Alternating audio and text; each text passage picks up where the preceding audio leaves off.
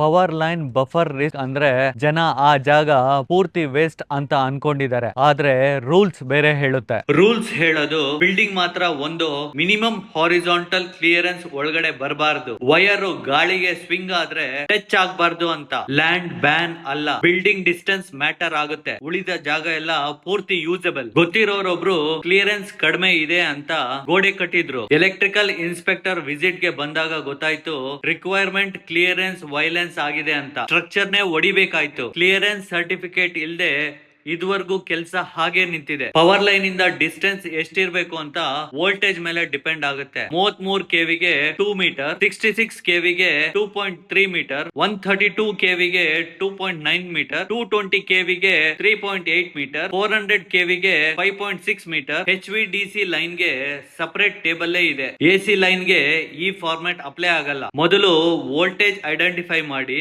Clearance verify ಮಾಡಿ, ಆಮೇಲೆ authorisation ಜೊತೆ ಕನ್ಫರ್ಮ್ ಮಾಡಬೇಕು. ನಿಮಗ್ ಗೊತ್ತಿರೋರು ಯಾರಾದ್ರೂ ಸೈಟ್ ಲ್ಯಾಂಡ್ ತಗೊಳ್ತಾ ಇದ್ರೆ ಹೈ ಟೆನ್ಷನ್ ಲೈನ್ ಈಗಾಗ್ಲೇ ಇದೆಯಾ ಇಲ್ಲ ಮುಂದೆ ಬರುತ್ತಾ ನೋಡ್ಕೊಂಡು ತಗೊಳ್ಳಿ. ಈ ರೀಲ್ ಅವ್ರಿಗೆ ಶೇರ್ ಮಾಡಿ. ನಾನ್ ಮಧು, ರೇರಾ ಸರ್ಟಿಫೈಡ್ ನಿಮ್ ಫ್ಯಾಮಿಲಿ ರಿಯಲ್ಟರ್, ಬ್ಯಾಂಗ್ಳೂರಿಂದ.